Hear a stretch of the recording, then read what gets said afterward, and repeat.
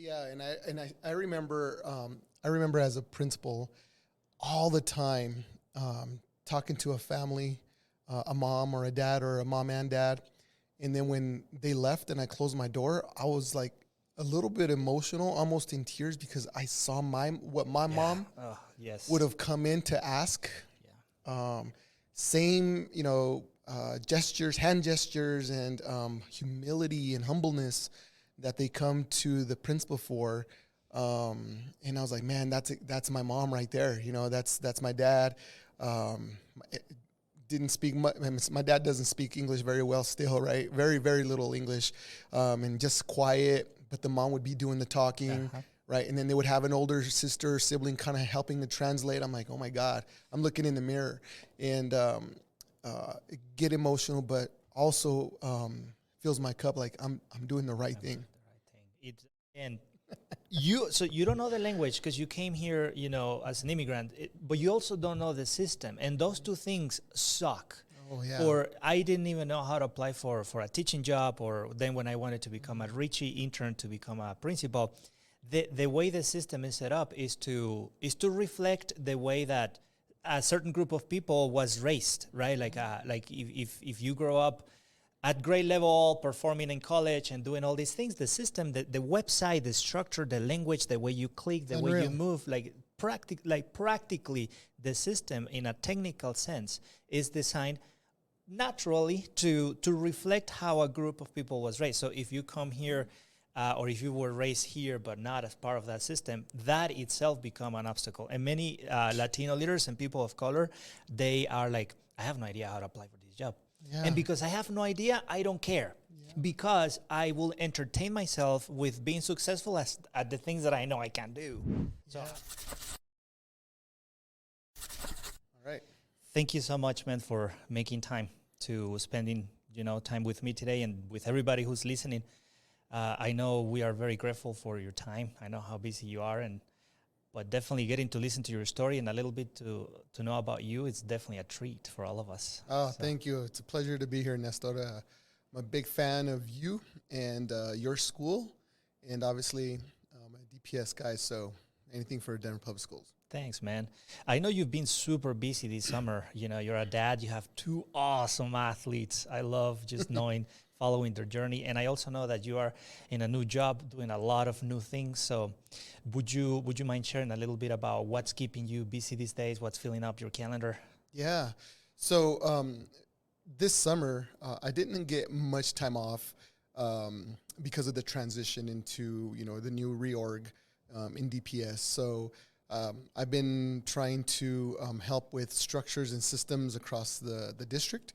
And so I needed to be here. And that's okay because at the end of the day, what fills my cup are my kids, right? And they're super busy. My son, he's 14. His name's Roman. He's a great soccer player. Traveled to Argentina this summer for 10 days, was out there playing with Boca Juniors and oh my gosh. And they got smashed, of course, but he had a great time out there. And if it's not that, it's taking him to trainings, sitting there chatting with parents. Between my wife and I, we're like Uber parents, right? Yeah. And then with my daughter, she's 11. That's my Yaya. And she's a soccer player too. I think she does that for fun, but she really likes playing basketball. And this summer we got to go to Louisville, so that was my vacation. Got to go to Louisville, Kentucky, and this great tournament. It's like the convention center here in Denver, wow. And it's 86 full size courts, and all girls too. So wow. It was phenomenal. And what we saw is, so we came in 5th out of 16 teams. This is national tournament, so it was really, really cool. She played great. She did awesome. The team did awesome. Learned a lot as a coach for sure. But the final was shown on ESPN, so it's a big deal. It's a big deal, and they're only in 5th grade. So from here on, it's going to be awesome as they move forward. So I got a little bit of time. Toured Louisville a little bit, got lost, crossed the Ohio River, I guess, and I ended up in Indiana. I had no idea how close Indiana was. So I've never traveled to that side of the country. And so it was exciting. It was hot and muggy. Yeah. And it was nice to come back to Denver where it's dry, hot, but dry. Yeah, So super dry. yeah, so that's what's been keeping me busy this summer, is really trying to structure the collaborative directors, what they do, right, and how they support executive directors, how they support collaborative directors, and then my team, associate chiefs, and myself, how we work across the system for coherence and alignment. So that's what I've been doing this summer. Yeah, that's a super busy calendar, which I assume it's going to keep you busy for the rest of at least for the rest of the semester, especially now that the school year starts and everybody's trying to get just going with their schedules and visions and alignment. I think that's right. I think both. I was a principal too, Nestor, and you know how your first year is. The thing you can't anticipate are those things that come at you, right? Your first year, at least. And so that's what I'm expecting this year, is just a growing year, first semester for sure, until we get grow some roots, right? And as soon as we start growing some roots, then I think we can anticipate things. That way we can be on the front end of things and not on the back end of things. Yeah, build momentum. Exactly. And build a team too, because getting to know each other also takes time.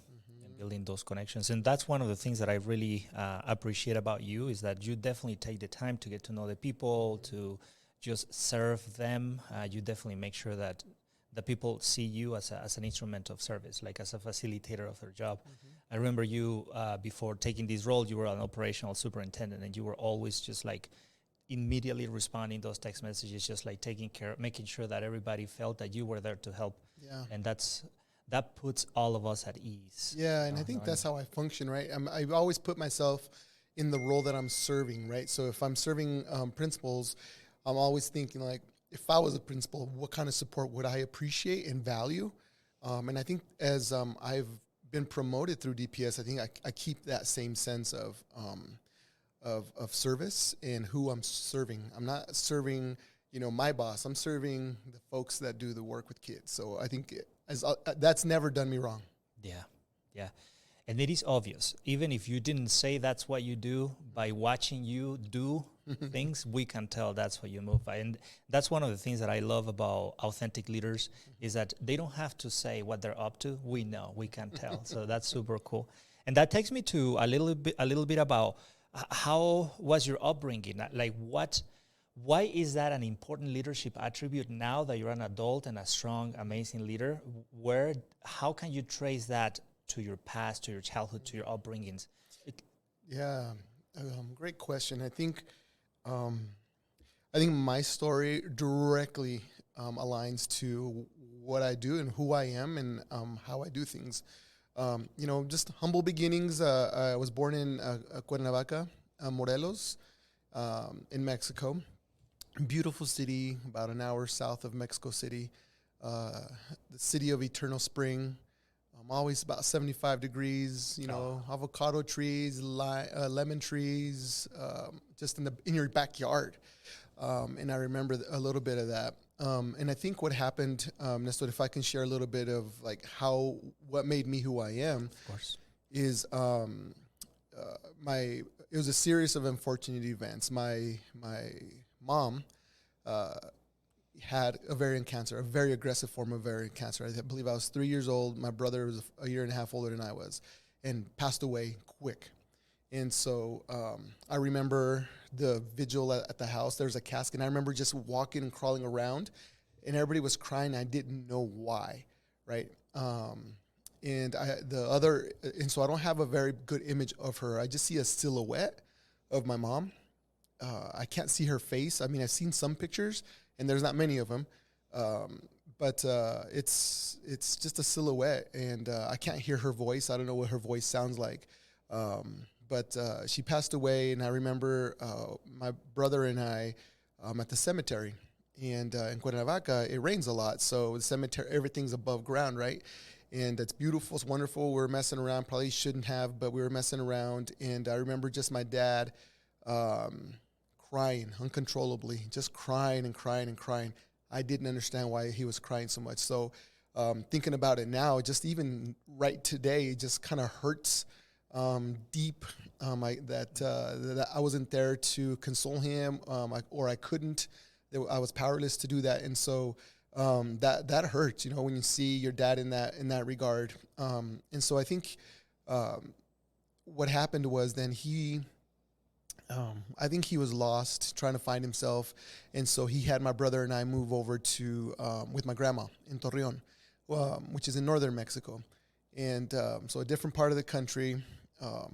And for about 5 years, I think he was trying to find himself working in different areas of the country. And with my grandma and grandpa, that's where I hung out with my cousins. In Mexican families, it's a large family, man. And so you got cousins and cousins and cousins. So I had a great time there. Appreciate all my cousins. They're still there, living there. And so I went to kindergarten. I went to first grade there. I went to half a second grade there. And during that time, it was 1980. My dad must have found love in Juarez. Okay. How he got to Juarez, I'm not sure. Probably work related. And he met my current mom there. I think they had a mutual friend that knew that they were both single. They met, fell in love. She was a resident here in Colorado, in Fort Morgan. And then they moved to Denver. So they got married. Cajetano was right down the block over here. Here in Denver County. Just, a mile and a half from here. But we got news that that my dad got married and we were gonna have a mom. And so my brother and I were freaking elated that we were gonna have a mom, right? Kids who never had a mom, we were so excited about it. And the issue was that my dad couldn't come get us because he didn't have citizenship paperwork or a green card or anything like that. So my mom, not ever meeting us or ever going to Torreon, her and her sister crossed the border, came down during Christmas time. Wow. Met us for the first time. We hugged her and met her. And 2-3 days later, we gave my grandma and grandpa a hug goodbye. And I still remember how hard my grandma and my grandpa held on to us. And I was 8 years old. I didn't understand why the hug was so strong, but I remember it. My grandpa used to call it abrazo de oso, just a strong hug, just full of love. And through the family, that still holds true. We always say that, abrazo de oso. So he gave us one of those. And then, so what happened, we went to Juarez. And back then, crossing the border was a little bit different. Got in the back of a pickup with my cousins who are American citizens who worked in Juarez or who lived in Juarez. And my uncle was like, hey, when the Border Patrol agent opens the lift gate, just say American. So there's 4 of us in the back, American, went through. Oh. And then we went to the airport. I do remember that my mom hid us in the bathroom stall until our flight was ready to go. And I was like, why are we in a toilet? Like, there's 3 of us. And didn't know, the Border Patrol does check and ask for papers, right? Citizenship proof and things like that at the airport. And so flew on a freaking plane to Denver and landed in Denver in January. And then, boom, the next morning there's snow. I remember grabbing the snow and smelling it, right? And then when you take a deep breath, if you've been away from snow for your life and you Nestor, probably, that happened right? to me, yeah, exactly. And you smell it and you take that deep breath and you smell it. To this day, if it's nice fresh snow and then I take that deep breath, right? I know exactly what you're saying. Yep. You smell it, you're like, oh my gosh, it's so cool, and it's so cold too. But that's my life story in terms of how I got here. And I think the second piece to that is that we had some transition troubles, right? We were Spanish speakers only, didn't know English. I knew jelly and I knew yes. And I remember in Torreon when my mom was coming and my grandma would say, so what are you going to say when you're in Denver? And I was like, yes, jelly, yes. That's the only 2 things I could say, and so forth. But we got teased a lot, bullied a lot. My brother in particular, because he's a little older now. He was older than I was, and we were different. And back then, even with kids that looked like us, skin color, no one spoke. I know they spoke Spanish, but they didn't let on that they spoke Spanish, right? And so there's a lot of that bullying and so forth. It's like that piece of paper, you crumble it up, you smoothen it out, but you still see the wrinkles, right? I remember specifically kids just looking at me and laughing. One time I punched a kid in the gut out of just anger. And I'm not an angry kid. I was a nice, low-level, kind student, but you know how it builds up. I let loose and I punched him in the gut. Got a little bit in trouble until I told them like what he had called me, and they're like, okay, go back to the classroom, you know. So yeah, I faced a lot of that for sure. What school were you? Oh yeah, so I came in second semester of second grade at Valverde. So Valverde, okay. yes, so right. So what was interesting about that is that my mom worked at a Wendy's, and we would hang out in the car until it was time for us to walk to school. And back then, the car had an 8-track. Okay. And so all we listened to was Creedence Clearwater. Okay. Think about this. 2 Mexican boys, no English, listening to Clearance. And so now to this day, when I hear that, it just triggers, puts me back right there. And we made up our own dang words, you know, and as you can imagine. And so that was the funny part there. But, you know, I think part of it, too, is that when I went to middle school at Kepner, and then I went to West High School, and I graduated from West, my mom did a great job of just sitting us after school and watch Sesame Street. Sesame Street, okay. Yep, that's every single day after school. Boom, we would watch Sesame Street, 3, 2, 1, Contact, and just English. Absorb English. Absorb it. And numbers, colors, and all that stuff, right? I was 8 years old, so I'm a sponge at that point, right? And so we learned English fairly quickly. By 3rd, 4th grade, I was very comfortable speaking it, and the discrimination piece kind of went away. The tension, made friends, and things like that. But I never forgot what it felt like. And so when I went to West and graduated from West, I went to the University of Colorado Boulder. It was an engineering major because I was into math and engineering. Went to my first class, didn't like it at all. And so then I switched over to kinesiology because I like sports and sports medicine maybe. Didn't like it. I didn't like cracking bones. I took a class like that. You know, I was like, nah, this isn't for me. But I always liked working with students, coaching, things like that. And so I majored in history to get a teaching degree. And so out of college, then I transferred to Metro and finished there over at Metro State College. And started doing some student teaching at Kunzmiller, and got a job before I graduated. I got a job because, you know, all heck was breaking loose at a classroom and they needed somebody. So that I was that somebody. And I taught ELA-S, so the Spanish speakers. Yeah, okay. On purpose because I wanted to make sure that kids had a champion. I didn't have a champion.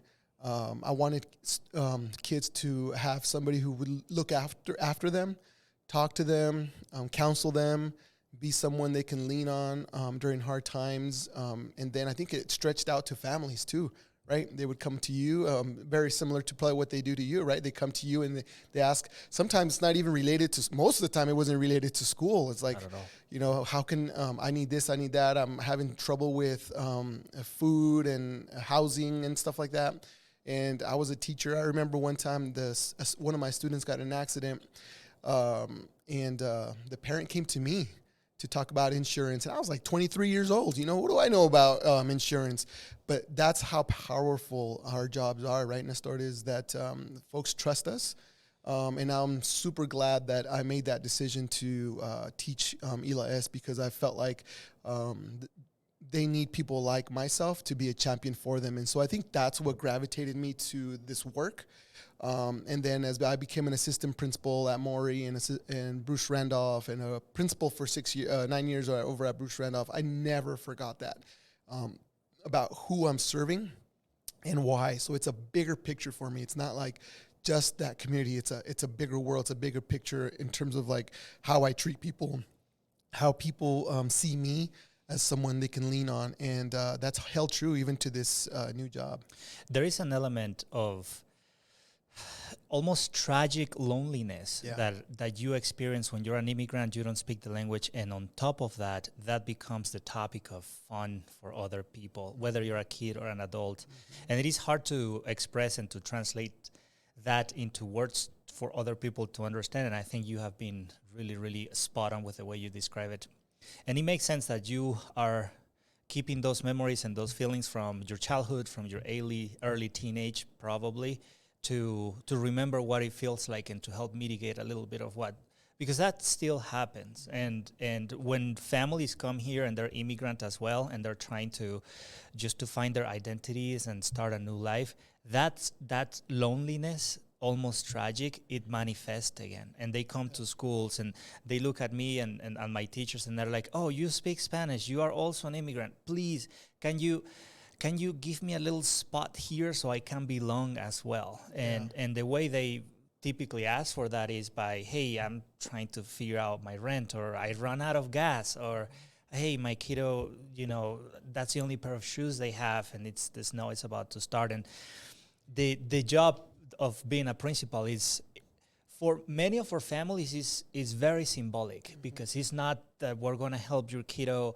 achieve academic proficiency. It's that you are going to belong here, and we're going to make this work together. Whatever that is, because every family has their own ways of belonging. But wow, that's extremely powerful. And I remember as a principal all the time, talking to a family, a mom or a dad, or a mom and dad. And then when they left and I closed my door, I was like a little bit emotional, almost in tears, because I saw what my mom would have come in to ask. Same, gestures, hand gestures, and humility and humbleness that they come to the principal for. And I was like, man, that's my mom right there. That's my dad. Didn't speak much. My dad doesn't speak English very well still, right? Very, very little English, and just quiet. But the mom would be doing the talking, right? And then they would have an older sister or sibling kind of helping to translate. I'm like, oh my God, I'm looking in the mirror, and get emotional, but also fills my cup like I'm doing the right thing. It's man, that's so powerful you say it, because my mom was a teen mom. She had me at 17, and she was like early 20s, and I was in kindergarten. And I remember her taking me to school and just trying to figure things out by herself. And I have a lot of single moms here coming too with their boys who are knuckleheads, exactly how I was. And I'm like, yeah, Mom, I know exactly. I got you. Let's figure this out. And so basically, because of your journey, there is a piece of your identity, like who you are is what you see in others. That is absolutely priceless. That is absolutely priceless. And when you think of the attributes of a good leader, of a good principal, what things come to mind? Maybe for the principals and the other leaders that are listening right now, like what can they learn from you with regards to, this is in my journey, this is what I've learned to be good practices as a principal? I think if anyone's listening out there in terms of being or current principals or aspiring to be principals, is you have to know your why, right? It's not a promotion, although career-wise it is. What it is, it's a higher calling, an even higher calling. I think the highest calling, I think, for me is being a teacher. End of story. I love teaching. Teaching was the ultimate thing for me. You're every day with kids, laughing, yucking it up, learning, holding them accountable.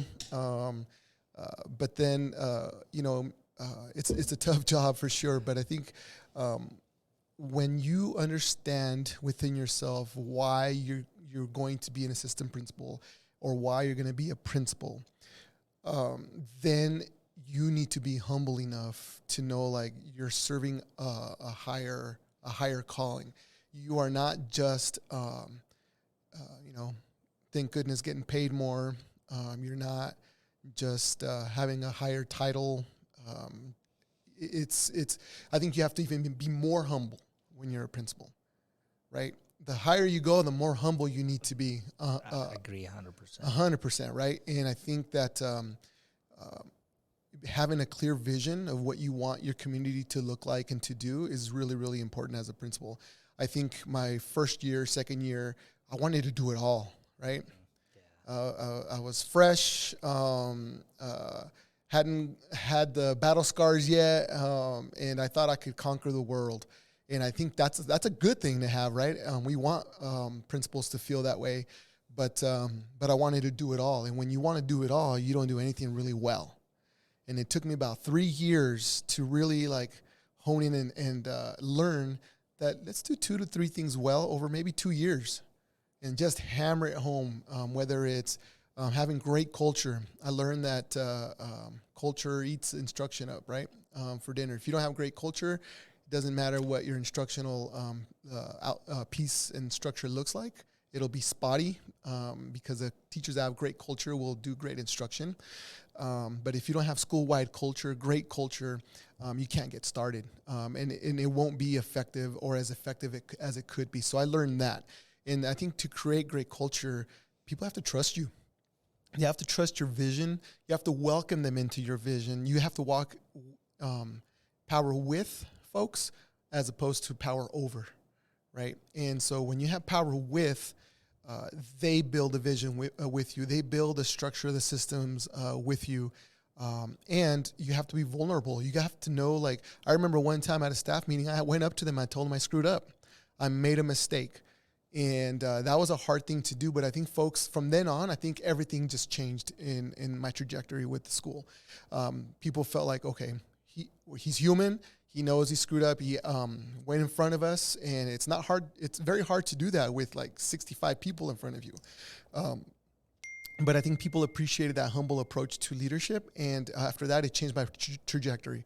I got better as a principal because I knew like the power of the community of learners, and moving forward. But the other piece too is you have to be clear on what your outcomes are, right?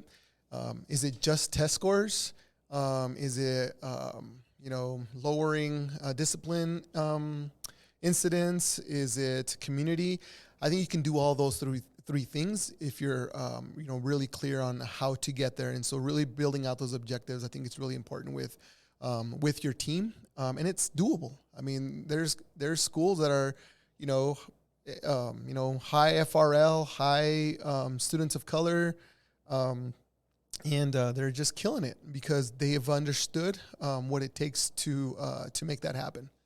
And building that collective vision where everybody in the room is invested in the goals, which the way for you to, I learned that one of the best ways to make it happen is to give them as a piece of that vision, like giving them a voice. I agree also with the job of a principal. It has nothing to do with you. It is not about you at all.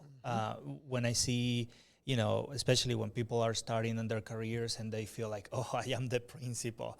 Look at my desk. And, it's not about you. It has nothing to do with you when you have your staff and your kids and your goals and you're trying to manage all the pieces around. You are literally an instrument. You're literally you're bridging. You're like the main bridge. Like you're trying to move all the pieces around.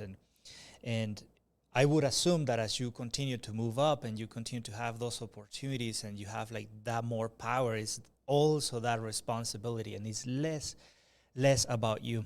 So I really appreciate that you name it, because the more you make it about the people you serve, the more you make it about that mom, that dad, that kiddo who is learning English and Spanish. In my case, it's a bilingual school. The more successful you are. So that's really powerful, man. Yeah, and I think the any advice for me is like when there's a situation that's tough and you feel like maybe I don't know if I want to step into it. Step into the power, right? Step into the situation. I think at the end of the day, people will appreciate that. Then you don't never want people asking, where was the principal during this time, right? You got to step into, that's our role. We got to step into the toughness. And surprisingly, the situation isn't as tough as you thought it was in your mind, right? And some of it is our own insecurities as leaders. Step into the power, step into the situation, handle it. People will appreciate that. And the last thing I'll say about being a principal in terms of our conversation here is I also found a story as part of my responsibility was to build a pipeline of leaders. Oh, yes. That to me was critical. As I got a little older in my principal years, I was very thoughtful on ensuring that I was starting to build, right? My assistant principals were no longer my captains, folks who went out on the field and helped me with the systems and structures and so forth. I put them in places where they were in actual principal situations. I would sit there, coach them first, and just sit there quiet and have them handle it. And it was tough, and I remember they're like, "Oh my gosh, that was so tough, but I'm so glad you taught me how to do that." Next, and what's weird is, months later, a year later, when that situation arose, they're ready for it. Like, I know what to do. This is my plan. You think that's a good plan? Yeah. And it was just powerful seeing them grow as leaders, right? And then, so for me, I have 5 folks who became principals in the Denver Public Schools, and over my tenure. And I'm proud of that. Actually 6 people that did that, and I'm proud of that. I felt like these folks weren't ready in the beginning, but giving them, experience, leadership, opportunities, especially the tough ones with coaching, proved to be great. And also with our teachers, right? Like, hey, you're ready to move up to be a senior team lead.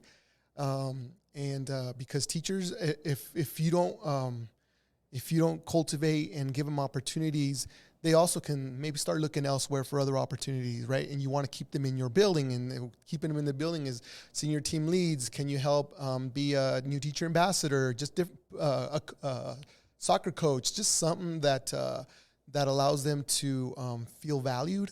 I think it's really, really critical. And I think I've learned that. I learned that over the years for sure. One of the things that facilitates that in DPS is the clarity and the many routes for leadership growth and development. That's something that I really, really appreciate. And I am, in fact, one of those. I'm a product of those opportunities. I have had people who believed in me, and there is always a route. Like, go Richie, go learn to lead, go teacher, development, go DPS management, whatever pipeline it is, it exists.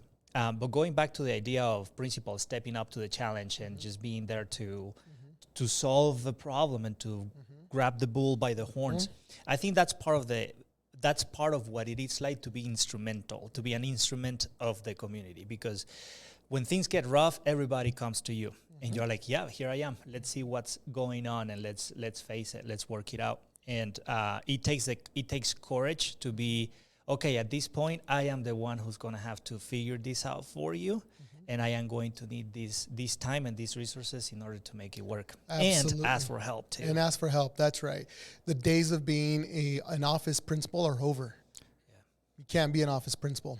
I wouldn't want to be one, but the privilege is to be visible to all the stakeholders, right? And like you said, they believe that you're someone who will take the bull by the horns when it gets tough, because ultimately you are the principal of that school, and they got to see you as the leader there. So yeah, my teachers, I love absolutely in every single one of them. And when they don't see me for a while, they're like, "Hey man, we haven't seen you. We miss you. When are you gonna come to read for our kids or the kids outside too?" Like, I do monkey bar challenge with the kids. Of course you do. CrossFit, baby. I do a bunch of like super fun, cool things with the kids, and they absolutely love it. But I wanted to follow up with you on the developing leaders and pipeline, especially for the Latino and people of color, because one of the things that I have noticed as well is that many of us, many Latino leaders, we sometimes lack the confidence or don't see in ourselves the potential we have to lead the communities. In the last 5 years, I have came across both ladies and guys who I see them as absolutely outstanding. And I'm like, have you thought of this opportunity? And they typically don't. Or if they do, it's like, I'm not ready. And I know that you're big into finding leaders of color, finding teachers of colors. And I wanted just to ask you, what do you think the future of that search is going to look like as we continue to look? Yeah, I think what I've learned is at times we're so focused on resume, right? Yeah. What does the resume say? And a lot of the times our folks of color, our resumes maybe aren't as strong or as wide in terms of experience. We haven't done these kinds of things, but the depth is there, right? And sometimes we look at resumes and say, well, you know, they don't have this, they don't have that. I think on the flip side, what the paradigm shift is like, if Nestor's somebody that I want, I've met Nestor, I see the power in what he does at school. In the way I look at it is like, maybe right now he's not the highest caliber person on the resume wise, but in 2 years he's gonna just blow the roof off of this. And in 2 years, meaning just experience in this promotion or in this new position. And I think that potential is something we need to tap into. Often we're just so resume minded that we don't look at actual potential. And I think I started hiring that way in terms of like, okay, so this person doesn't have, 5 years teaching yet. They have 3 years teaching. This other candidate has 5 years teaching. But this teacher of color in 2 years with our coaching and instruction is going to kill it in 2 years, in 3 years. Let's bring them on. And almost 100% of the time it works out because this work is about people, 100%. Right? It's about people. We can teach you the instructional practices. The coaching is there. The structure is there for you to become a better instructional teacher or better at instruction in general. But it's really hard to teach connections to kids, right? I mean, we have professional development on how to do it better. When folks of color have that, they were born with it. Yeah, it's identity. Yeah, they experienced it every single day. They experienced being black every day, being brown every day, and being gay every day. They know what it's like, and you can't teach that. And so I think that's where we need to dig a little deeper. And so, for example, Nestor, I was filling director positions. These are folks that, are supervisors of principals. I literally called people who hadn't applied, what you just described as are killing it in the principal seat. Hey, I need you to apply to this position, and this is why. This is what I've heard. This is what I know about you. And sometimes all they needed was that tap on the shoulder. And then, boom. They're like, oh my gosh, really? Let me think about it. 3 hours later, like, yeah, I'm interested, right? Just sometimes we have to be thoughtful of tapping people on the shoulder and not wait for a resume or an application to come in. We have to go out and reach out to folks. And I think that's what I'm saying is in building the pipeline is not waiting for a resume or an application to come through. We need to go seek folks out, tap them on the shoulders. This is something that you're interested in. I know you can do this work. And I think that that grows the confidence, like, oh my gosh, I'm not sure if I can do it, but if Cesar thinks I can do it, yeah, I think I'm interested.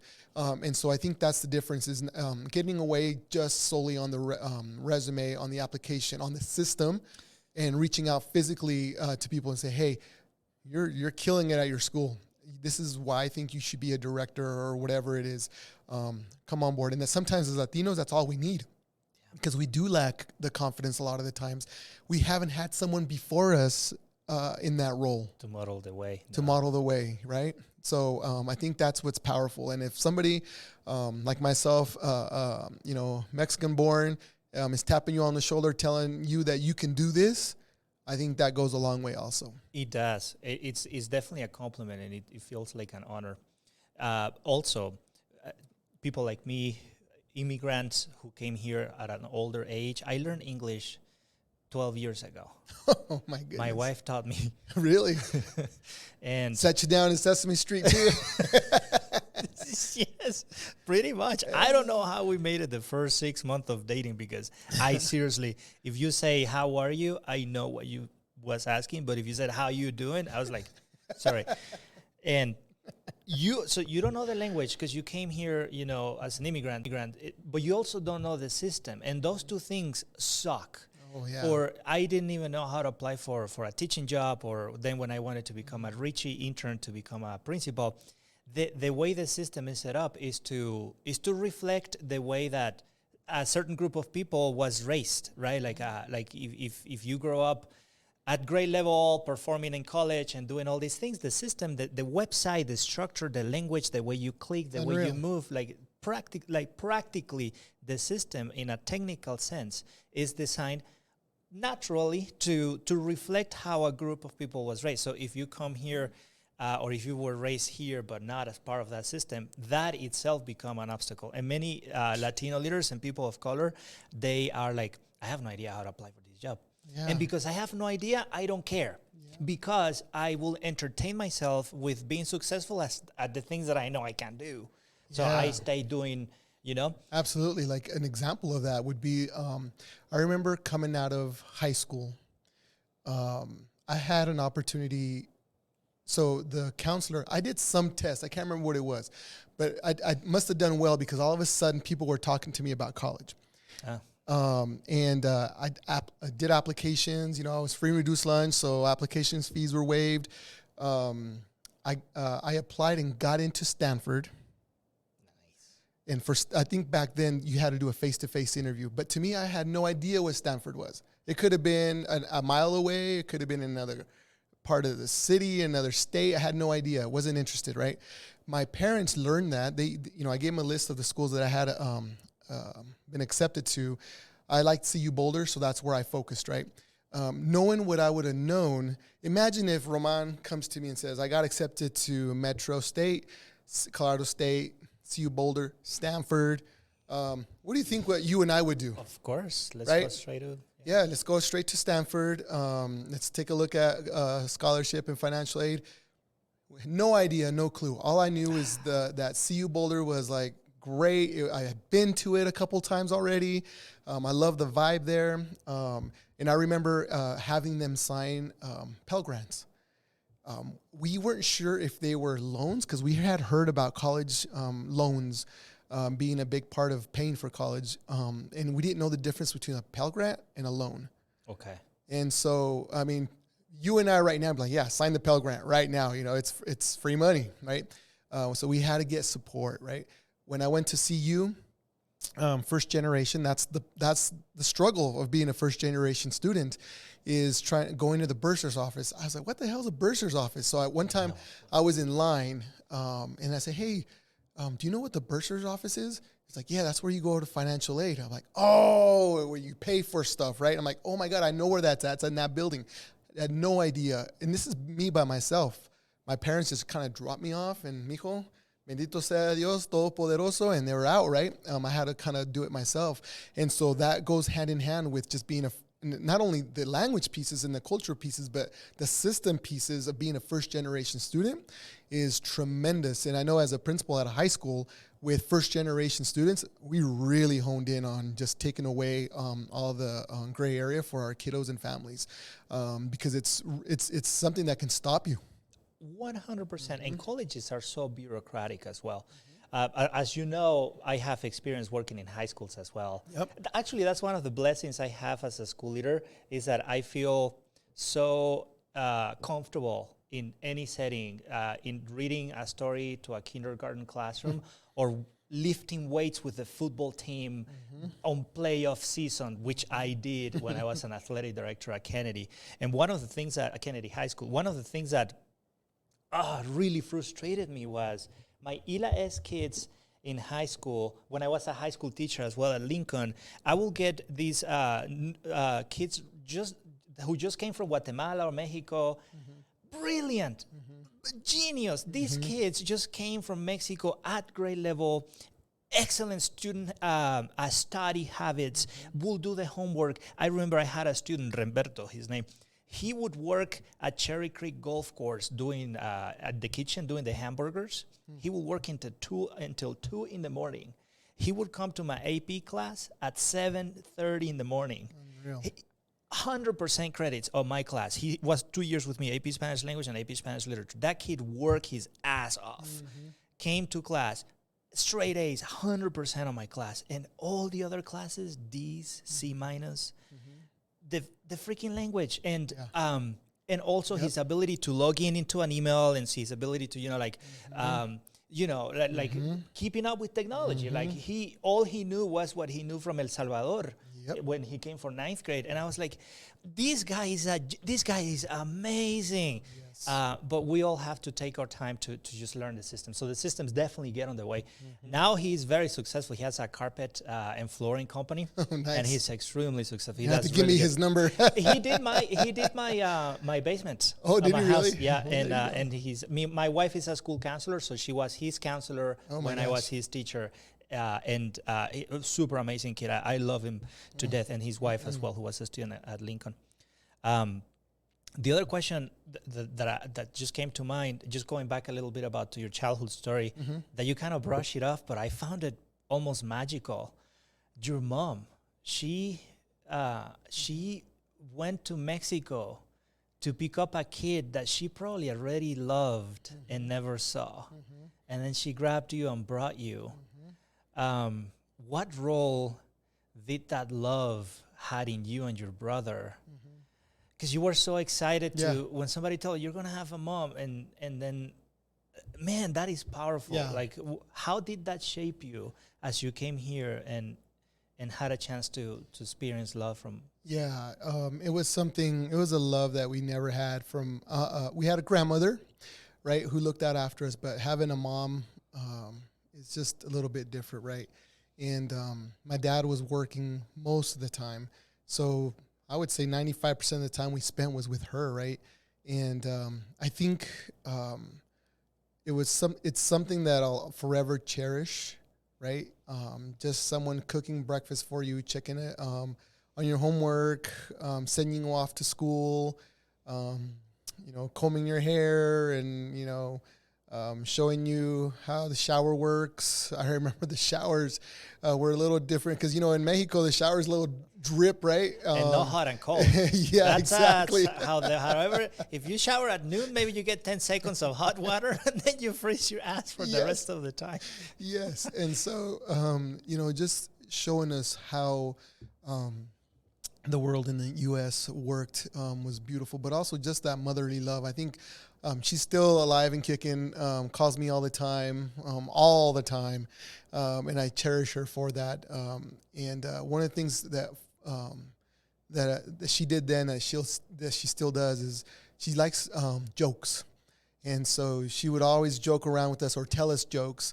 Now she sends us jokes on TikTok. She's on TikTok. I was like 72 years old and you're on TikTok, Mom. But she sends us jokes, or, hey, Cesar, te tengo un chiste. And just calls me for the joke. And the joke's okay, but she thinks it's the funniest thing in the world. She just cackles. She has this great cackle to her. Sometimes the jokes are so corny, and I laugh at the corniness of the joke, not necessarily at the joke itself and how she reacts to the jokes. But I'll always, I'm interacting with her, but then I'm also like outside of that scene looking into it. Yeah. Okay. Yeah. And like, oh my God, this is pretty cool stuff. She hasn't changed a bit. She always tells us, hey, she apologizes a lot of the times about how she went about things as a mother. As you can imagine, she didn't have us when as newborns, coming into her own as a mother, right?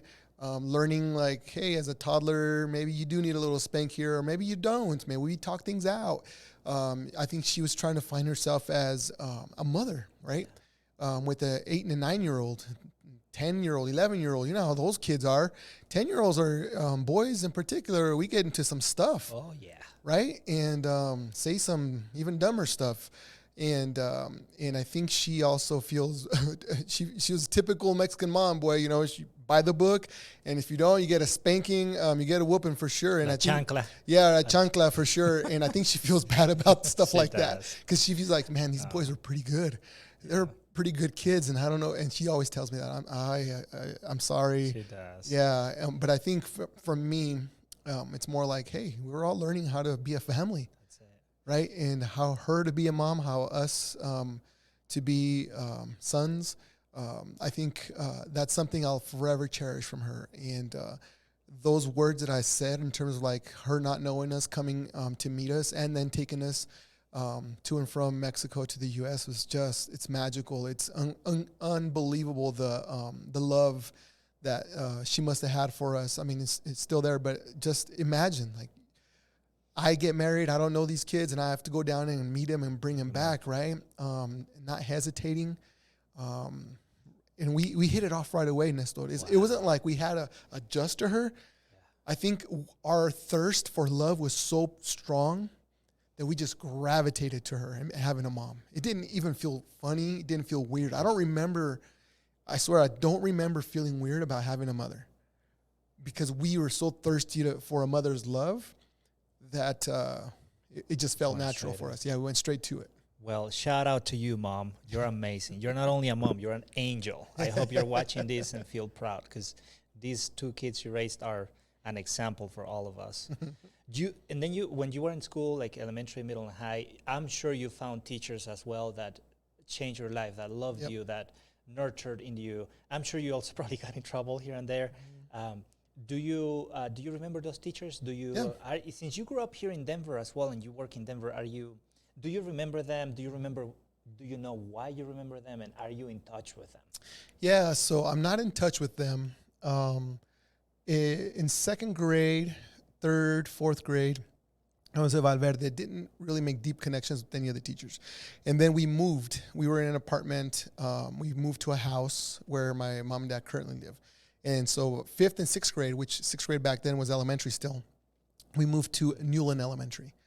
North. Yep, right on 5th and Sheridan ish, right? Yates, 5th and Yates. My fifth grade year had an African American teacher. Her name is Mrs. Riley, and she sparked learning. She's the first teacher who sparked learning for me. We had these book reports that she had us do, and they were really formal. Right, you had to write them out in a certain manner. You had to have a cover for it, and the sky's the limit in terms of what you did. I think my first book report, I got a D. I was crying. I remember a meeting with her after school. I was sobbing because I never got D's before. I was a pretty good student, and she told me, like, well, these are the kinds of things that you need to do. I think you need to read the book thoroughly, get the most important parts of the book, whatever, right? And so I took that as a challenge. And so what happened then is just a spark of learning where I spent most of my free time. I went to the local library. Back then we used to go to the library to read books, right? There was no encyclopedias yet. Internet was probably just a business people kind of thing. For kids was not Nestor, I'm old. That's 1984. 1984. Yeah, no. Hey, but you still have hair. I don't have any, and I'm younger. Damn, okay. Yep. So I remember just living in the library day after day for 2 hours a day. I got a library card, and I used that puppy up like crazy. And I think she tapped into my love of learning, especially my love of learning history, right? I was into ancient Egypt, Mesopotamia, the Greeks, the Romans, and then a little bit more recent, like the Inca, Maya, Aztec world. And I remember just immersing myself in books. And so because of her guidance, I knew the content really well. And so then I wrote the content. And then, you know what I did? I got into this thing called a typewriter.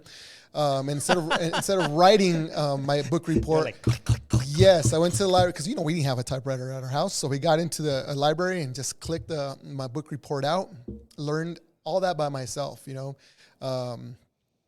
turned it in, got A's, and really spurred like, hey, I can do school. I'm good at school, and I think it was her, Miss Riley, that did that. Middle school was rough, man. Kepner was tough. Great kids, but there was definitely a lack of structure for middle school. I don't remember having one teacher in middle school that, other than my basketball coach, but other than that, I don't know. I can't think of middle school, but high school we had the one teacher I told you that Mr. Zaragoza that took us everywhere to college campuses. and he was the one. I took AP chemistry because of him for 2 years. And, you know, for a kid to take 2 years of AP Chem, you know, he had to like the teacher or the content or both, right? Or both. And he kind of fired me up to that. And that's why I wanted to be an engineer, because of him. And he really sparked a college for me, and forever be grateful for him. But those two folks in particular really poured into me and believed in me and challenged me. Nothing was given. No, they told me, like, hey, this is what you need. This is how to get there, and really challenged me. And I think those two folks really just spurred a love of learning or what I was capable of achieving. That's so cool. What was I going to ask you about that part?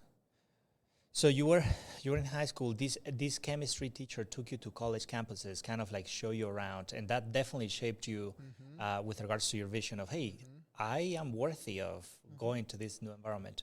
The other thing is how cool it is that your brain is wired for you to have a fascination and a passion for literature, for history, to read, to just dive deep into concepts and history. And then the other side, like the math, the calculus, that is a very healthy balance for you that I assume as a principal and as a leader, especially now, navigating systems and being strategic, but also diving deeper into conceptual understanding of things. It's kind of like, that's good for you. And it is. It really is, you know, and I remember AP Calculus wasn't easy, right? I think the sciences were what I gravitated more to, but I think that balance certainly helps, right? It challenges both sides of your brain and gave me the idea, like, hey, maybe I'm not a liberal arts kind of person. I'm thinking that now, not then, obviously. I was thinking, yeah, I'm gonna be an engineer. I love what I do. I love the math. I love the science of it. But once you get into the field, you know pretty quickly, right? Is this something that you can see yourself in? Is this a passion? I was 18 years old. I didn't feel a passion for it. So that's why I switched majors. But yeah, it's so powerful, his impact, that I was leaning towards a STEM career. wow. What sports do you play in high school? Were you into sports? Yeah. And so I was a late starter. And the reason being is that there were leagues in the city. The Police Athletic League, it was called. Okay. And it was in different parts of the city. As a matter of fact, right down the block from your school, Nestor, is the Pal Cardinals that practice here at Garfield. Okay. Garfield, right? Is what it's called. Uh-huh. Yeah, right. So we couldn't afford the fees to play baseball, basketball, football. So we never did. It was not until 8th grade year of middle school that I got onto the basketball team, right? And so just like anything else, when you jump into high school, some of those boys been playing basketball for their life, right? Yeah. And so that's what I gravitated to back then. It was really basketball and football. And so in high school, I played 2 years of football, freshman year and sophomore year. I love being on offense. I didn't like getting hit though. So I gave it up after my sophomore year, but just focused solely on basketball. And when I said focus, we would play basketball every single day over at the rec center, at Barnum Rec Center. And there was we created an environment, Nestor, where every day, 5:30 to 7 till it shut, 5 to 7, that's where it was. Every single day. There were I would say 60 kids every day. After school? After school. Every day. Nice. Every day. And so ended up being a pretty good basketball player. But I think my peak was after high school, because you know how you start learning the sport. Uh-huh. I graduated. I still kept playing. So by the time I was 20, I was a pretty good basketball player. Good three-point shot, nice. Knew how to play. But if I'd have done it younger, I'd have done that in high school. And so that's my only regret. I think I would have. But I played a little baseball my senior year. But, same thing with baseball. Yeah, I played it once when I was maybe 12, and then again my senior year. And, the weird thing about baseball, when you jump into it by senior year, the ball moves. You know that, Nestor? Yeah, he does. People just don't throw a straight ball anymore. No. That ball occurred. I remember the coach was doing a batting practice, and he threw me a curveball. And I had never seen a curveball, and that thing just, it hooked. And I said, Coach, that ball moved. And he said, that's a curveball, dumbass. I was like, oh. I said, maybe baseball isn't for me. But I had fun my senior year with it. It was great. But, basketball is something that I played. That's a sport you can play after high school, obviously. Yeah. And I played up until like my 30s with school friends, neighborhood friends. I haven't played in 10 years in a league or anything like that, but I still shoot around with my kids and all that and teach them some stuff. Yeah. But I played sports, loved it. Absolutely. Yeah. I see your girl. She can shoot, man. Yeah. I've seen her, some of the videos that you have around. Let's get into sports because as you know, I am an athlete. I like to structure my life under the discipline that sports and training give me. It not only allows me to perform as an athlete, but it also gives me the sharp mindset to not give up at work, to just, if it sucks, that's the way. And that's one of the things about the educational system as a whole that I would like to contribute to help improve. I think that our babies, especially in the early stages of development, they do not have systemically enough physical activity. 100%. And you are very athletic. You are still obviously in a very good shape. Your kiddos are fantastic athletes. You play in high school. I am an athlete as well. What do you think sports teach us that school and academic doesn't? Yeah, man. I think, thank you, Nestor. I think that, I'm 49 years old, still wake up at 4 a.m. to go to the gym. And it gives me focus. It also, I think as educators, we need some outlets, right? Because this work can just swallow us up if we allow it to. And so for me, that's my quiet space. 4 a.m, there's just me and the viejitos in the gym, right? I take my time, do my thing every morning. And I think that mental toughness is certainly, because it's just you and the weights, right? Very rarely does somebody come and help you out every single time. There's nobody to do that, right? You challenge yourself.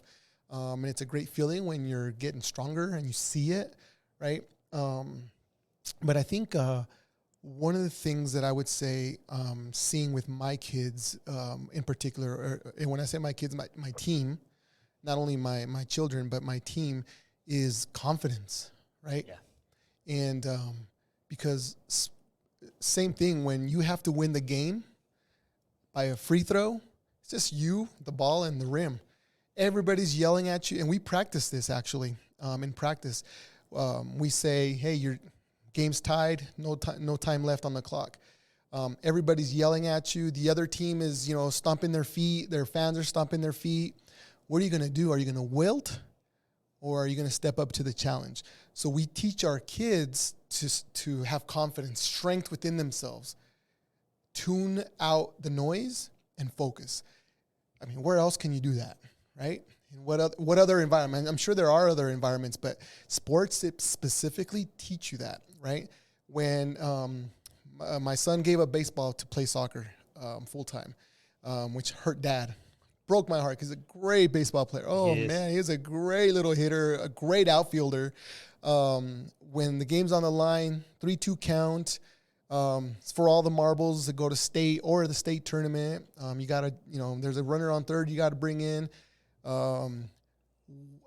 Your training, there's a high fastball coming at you. High fastballs look like you can hit them every time. But the secret of a high fastball is that it looks like a strike, but it isn't. Are you trained enough and disciplined enough to stay off of it, right, and get another ball thrown at you that's more on a strike level? And sports teaches you that. Like, I gotta remember my training. Was the training good enough to get you to that point, right? Is your technique good enough? Can you trust your technique? And there's a lot of pressure. Kids sometimes tell the umpire, time out, and they got to take a deep breath, right? Because they feel the pressure.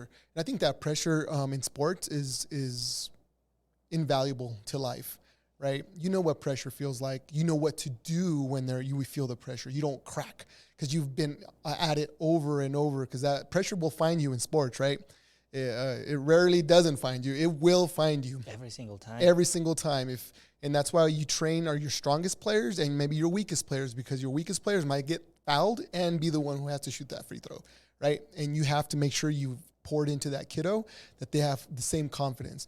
And the same thing in life, right? Is just that mental strength. I think it's more than anything, it's mental strength, right? When when you're a good player, like my daughter's a pretty good dribbler, but when she faces someone who's a strong defender who can challenge her, what is she going to do? Pass the ball now?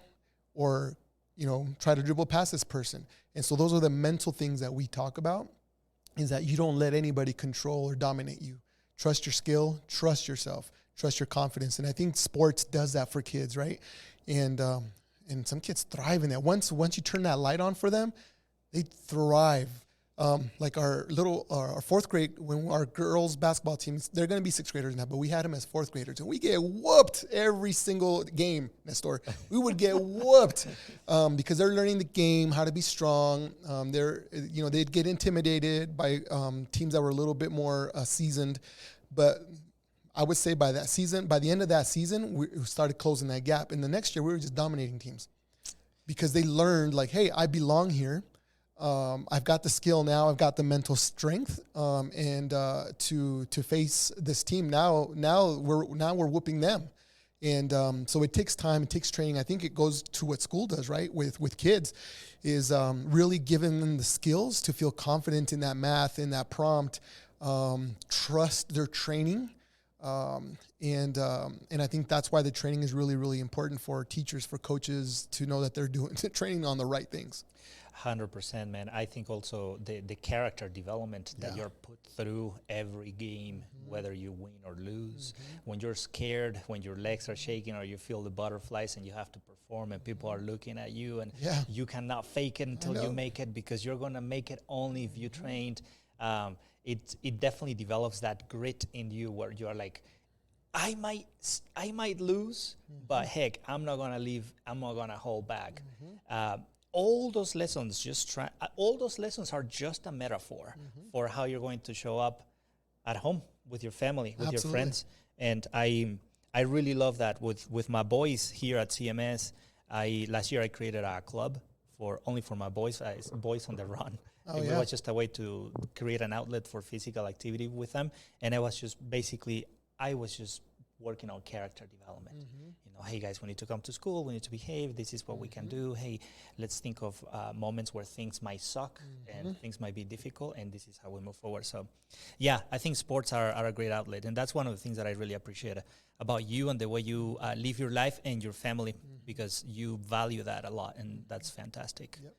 So yeah, man, it has been a pleasure to chat with you and get to know you, and I feel completely honored and just humbled to just steal you for an hour and a half and take your time and learn about your story. As we wrap up, do you have a message, anything that you want to share with all the leaders that might be listening to this podcast that will motivate them and encourage them to keep doing what they do? Yeah, I think it's very simple. Is, we have a privilege to work with students, right? I think that's the privilege of a lifetime. Some professions, you sit in the office and you input data, right? You build buildings, which are great. You build roads, which is great. But we build lives, right? Sometimes we forget why we do what we do, right? We have the privilege to build, mold, shape lives. And I think our impact on kids goes beyond those school hours. They remember you. I talked to you about Miss Riley, talked to you about Mr. Z, right? And we all remember teachers, not necessarily what they taught us, but how they made us feel, right? And I think nowadays, right now, after 2 years of insanity, I think we've gotten better about two things: is learning about self-care, right? And we have to find those outlets, whatever those outlets are for you. For me, at 5 o'clock-ish, sometimes later in the day, which is okay, but for the most part, it's coaching for me, right? Or watching my son play high school soccer, or basketball, or in the morning working out, that fills my cup. So I can come back to work every single day and be my best self. And I think as leaders, we need to do that. We need to find something that that has an outlet for us to enjoy. That way, every single day, we're the best for our teachers, for our staff, for our kids, right? And I think we have to be cognizant of why we do what we do. We're here to shape lives, form lives, lean on kids, those high school folks. I loved high school only because they're able to speak about their future, near future sometimes, right? I think I'm going to join and just work construction. And this is a kid with a 3.5 or higher. I'm like, yeah, you could do that for sure. But why don't you try to be like the owner of a construction company? Get you a business degree and to know what that may look like, and just open doors for kids, right? And we have that ability. We have the ability to do that, to change lives. First generation, second generation, third generation kids, doesn't matter. We have the ability to help guide these young minds. And really, my last thing is to ensure that we're looking out for each other. Rehumanizing ourselves past COVID is really, really important. So often, Nestor, I'll just text somebody, hey, good morning, hope all is well, thinking of you, reach out if you need anything. And sometimes that text comes back with like, you don't know how much I needed this one, right? And so I would encourage folks to send a quick text. Send a quick email like, I haven't talked to Nestor in a long time. I'm going to send him a quick text, see how he's doing. And I think if we do that as a DPS community, just pinging each other, right, emailing each other, I think it creates an environment where we want to stay here, first of all. And when we stay, we grow roots and are able to grow and develop ourselves and others. So I think that would be my advice, is make sure you're taking care of yourself, but also realize how much of a privilege it is to work in a school system. It really is, man. Mm-hmm. It really is. Very wise words. Thank you so much, man. Well, I love you very much, man. You're a role model to me, and I know you're a role model to many. Thank you. Having you here and broadcasting this voice of yours is definitely a pleasure. So I hope we can do this again. Right on. Thank you, Nestor. Appreciate you, my man. Thank you so much, man. Okay. Let's put this right here. All right. Thanks, man. Yeah. Right on, bro. This is dope. This is amazing. This is a heck of